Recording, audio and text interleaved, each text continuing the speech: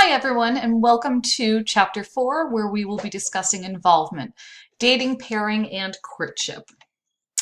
Dating in recent years has declined according to research, which is interesting. One of the things we're going to look at this week is how much dating has significantly changed over time and the role that technology is currently playing in terms of dating, with the rise of online dating websites, with apps such as Tinder.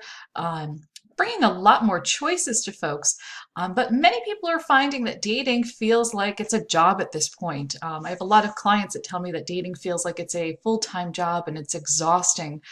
Um, and I do see people kind of taking themselves out of the dating marketplace. In one of my earlier videos, I had shared that I have a good friend who's been divorced for probably a 10-year period right now and is thinking about entering the dating relationship market, but very much struggles with the idea of how much work it will be, and feels overwhelmed at the thought of how to sift through all those options that are available to find someone who is a good match. So those will be some of the things that we'll be discussing this week. Courtship is a term that we use where a commitment to marriage is developed. And courtship in the past followed some a very definitive structure in terms of dating. Children or adult children, young adults, in the long ago past were often accompanied on dates. They weren't left alone. With the advent of cars, young people had a lot more freedom in terms of dating. But still, there was a very defined path that folks took, where they dated for a while. They might have announced that they were going steady, meaning that they were in a committed relationship to one another. Um, Partners were introduced to family members and friends, which can also be part of our filtering process, seeing what our close loved ones feel about these people that we're potentially matching off with. There's an announcement of an engagement followed by a wedding. And today's courtship system has a lot more ambiguity to it. So it's not as formal of a process, which can be nice, but it can lead to a lot of confusion. And again, those are things I hear from clients in sessions with me, talking about the fact that they're not really sure, if they are in a committed relationship, if they're just hanging out. And a lot of folks are afraid to define the context of their relationships. People want to avoid having some of those conversations, which again can lead to a lot of uncertainty and confusion. We have in the United States an open courtship system, meaning that adults are free to choose who they want to date and who they want to pair off with. Family members, particularly the higher your social class, family members can play an important role in terms of who you do choose.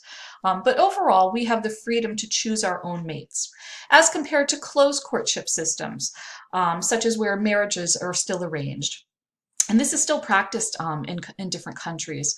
And again, to use our sociological imagination, for us, it may be very hard to imagine our parents arranging a marriage, choosing the person that we are going to spend the rest of our lives with. But for people who grew up where this is the norm, where arranged marriages are normal and acceptable and everyday, they'll tell you that there's a lot of benefit to arranged marriages. Folks who are in happy arranged marriages, and love often develops over time in these relationships. But what they will say is that there's the benefit of an arranged marriage is that there is no one who knows them better than their own parents. So shouldn't their parents be the ones, with their experience and knowledge, to make a good match for their children? Again, a very different approach than what we are used to here in the United States. But using our sociological imagination, we want to be open to those other ways of being and not see our way as the only way. Again, we have an open courtship system here where prospective partners compare. These are our different filtering processes. We compare personal ideals, values.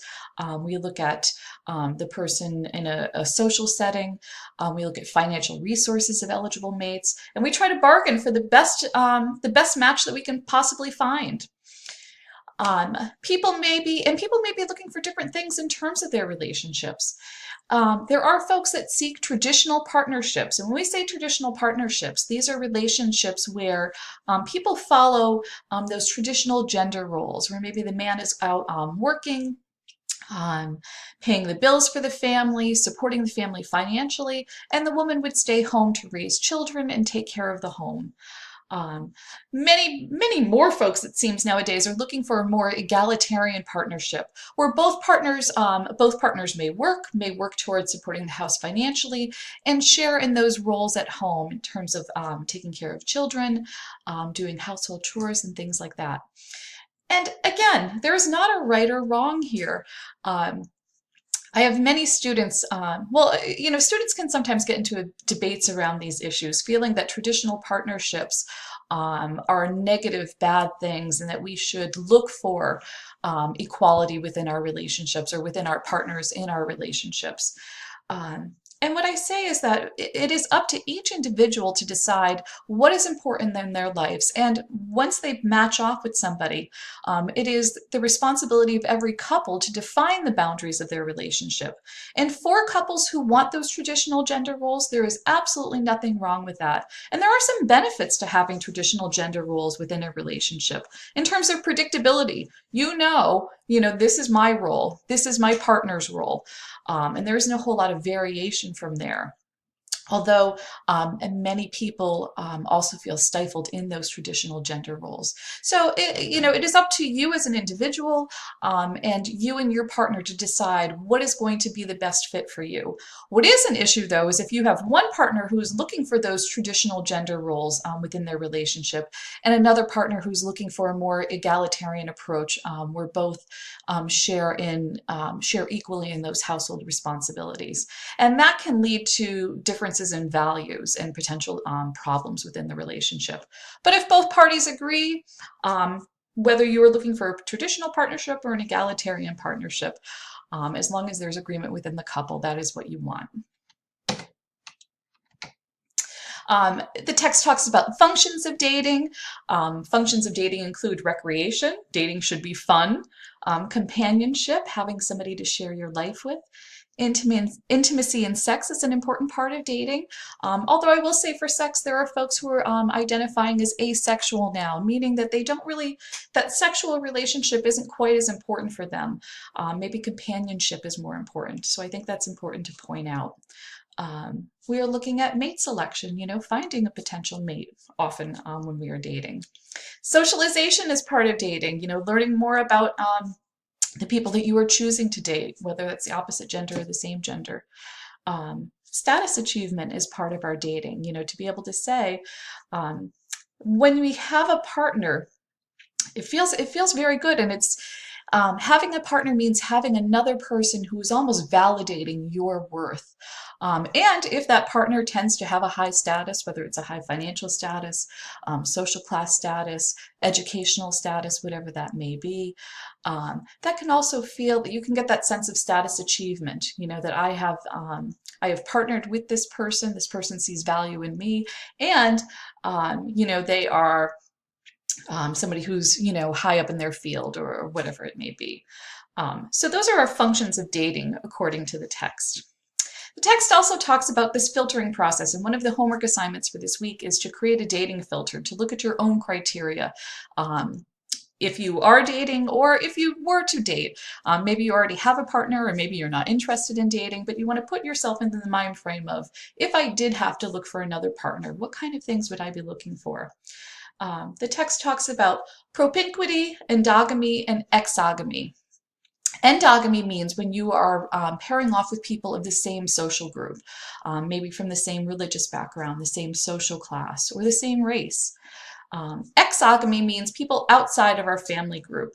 So you're not going to marry your sibling, you're not going to marry a cousin, you're marrying someone from outside of that family group.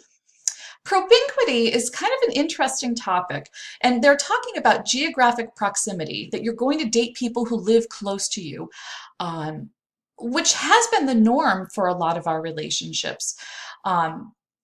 Through the internet and technology, though, we have seen geographic propinquity become less important for folks because technology gives us the ability to date people that we would never necessarily come into contact with. And I did want to share with folks, I know in one of my earlier videos I had talked about Aziz Ansari and his book Modern Romance, where he looks at some of the changes that have happened with relationships up until today. And he talks about this idea of propinquity. Um, Here he's talking about, let's see, what he did was he was interviewing older couples and talking about their relationships because he wanted to compare younger couples, couples who had been together, for a medium range period of time, and then couples who had had long-term relationships. He says, he was interviewing this woman, Victoria, who says, I was standing in front of my building with some friends and he approached me, talking about a potential partner. He told me he liked me very much and asked if I'd like to go out with him. I didn't say anything. He asked me 2 or 3 more times before I agreed to go out with him. It was Victoria's first date.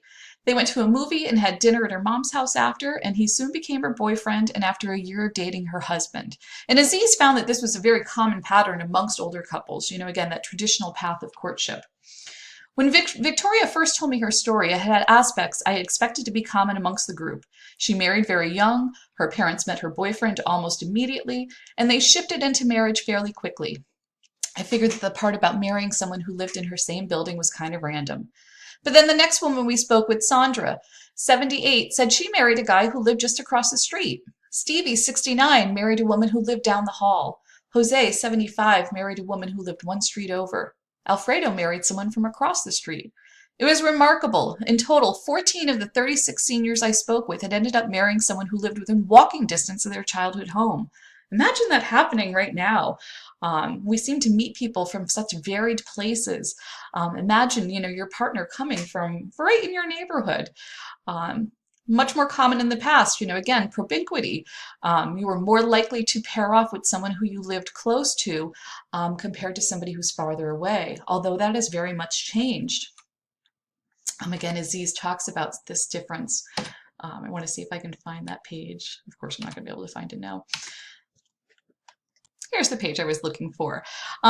Aziz says, when I talked to people about dating back in the day, they said they'd go to one bar or mixer, which was like a community dance, usually put on by a church or a college or other local institution, where young people could talk and meet.